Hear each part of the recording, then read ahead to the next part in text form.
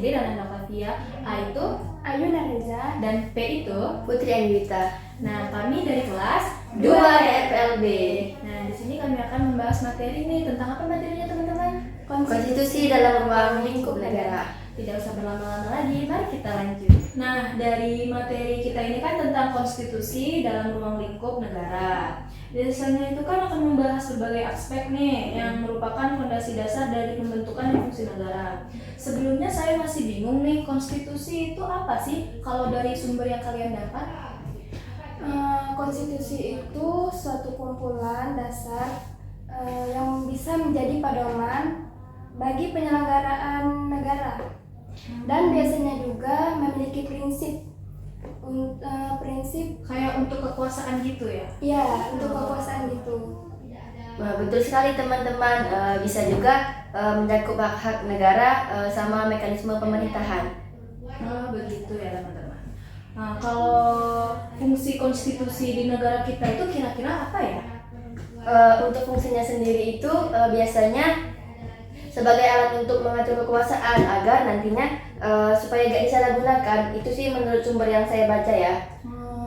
Disalahgunakan ini kayak seperti korupsi nggak sih? Benar nggak? Sama pelanggaran hak asasi manusia juga Iya. ya? Nah, kita sebagai mahasiswa ini harus bisa lebih kritis dan aktif ya dalam era sekarang kan. Misalnya kita lagi presentasi harus bisa menyuarakan pendapat kan. Gak semua mahasiswa kan pendapatnya sama kan. Nah, bisa kalian minum dulu kopinya, lagi disediain nih, pasti haus banget kan. Udah jawab pertanyaan dari tadi. Oke, next ya. Di kepala saya masih ada nih pertanyaan kayak konstitusi ini kan kalau nggak salah ada yang tertulis sama nggak tertulis ya.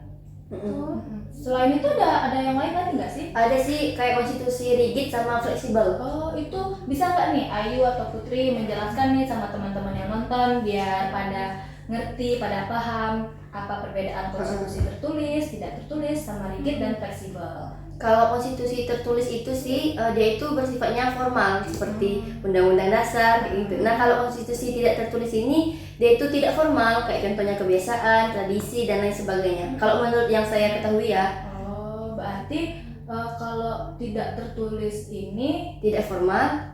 Kalau tertulis itu ini formal. Oh, gitu. Iya. Kalau yang rigid sama fleksibel itu apa ya? Sepengetahuan saya ya, konstitusi rigid itu tidak bisa diubah, tapi dia tuh sulit diubah, tapi memiliki waktu yang sangat panjang, jangka waktu panjang. Oh iya. Kalau yang fleksibel?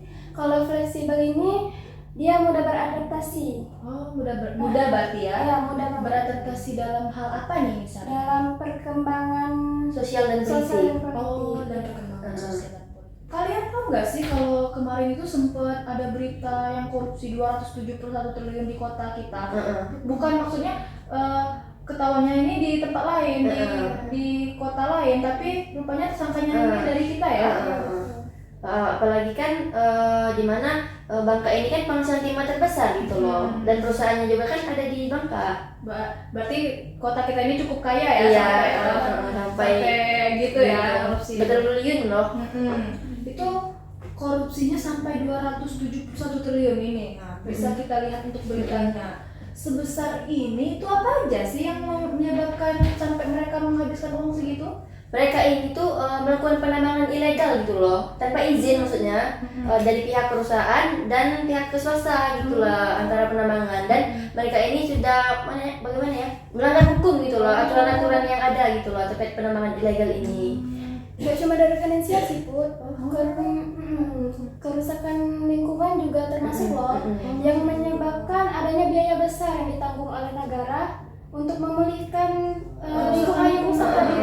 Akibat penambangan ilegal tadi ya. Oh, jadi ini awalnya penambangan dulu ya, habis itu jadi kerusakan lingkungan ya, akhirnya negara memiliki biaya mengeluarkan biaya untuk memulihkan dan melakukan kerugian sebesar 270 triliun ini. Tapi kalau teman-teman bisa searching itu nggak cuman dari kerugian penambangan ilegal sama kerugian kerusakan lingkungan itu juga dapat menyebabkan kerugian ekonomi. Kerugian ekonomi terkait warga Bangka terutamanya. jadi banyak kan sekarang yang gajinya Ya, dipotong gitu dipotong, akibat harus membayar akibat korupsi inilah gitu loh. Oke, terakhir sebelum kita tutup nih ya, dari yang saya dengar pada saat Putri sama Ayu ngejelasin apa yang saya tanyakan, saya jadi tahu nih apa pengaruh konstitusi untuk warga negara. Ini kalau saya ada salah, kalian koreksi nggak apa-apa ya? Iya. Oke. Konstitusi ini kan punya dampak yang luas ya bagi warga negara kita dalam melindungi hak-hak dasar serta memberikan kepastian hukum. Nah, dengan adanya konstitusi ini, warga negara itu jadi memiliki pegangan hukum yang kuat dalam menjalankan hak dan kewajibannya serta terlindungi dari penyalahgunaan kekuasaan oleh pemerintah. Betul banget nih teman-teman. Nah, kurang lebih seperti itu nah. Oke, sepertinya kita udah sampai di penghujung episode kali ini. Banyak banget insight seru yang kita bahas hari ini ya. Bener banget, nggak terasa waktu cepat berlalu ya. Terima kasih yang udah Teman-teman yang udah nonton dari awal sampai sampai akhir. Semoga kita dapat bertemu di waktu ya. Kami dari podcast RAP bersuara, Bercerita, bermakna, bersama saya Rahnanda Flavia. saya Alina Reza. dan saya Putri Anjuwita. Kami pamit undur diri. Semoga kalian tetap sehat dan semangat ya. Ya, Dadah. And I've got baggage and it's all Gucci, don't get too attached to me.